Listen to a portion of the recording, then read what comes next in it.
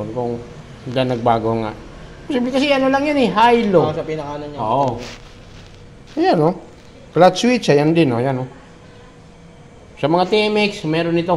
Ito yung nagtanong sa akin. Nga kung para saan daw yung wire na yun yung sa may clutch. Binibiga. Yung TMX Alpha. Ha? Para saan yun? Switch clutch. Ah. Switch clutch indicator. Ayan o.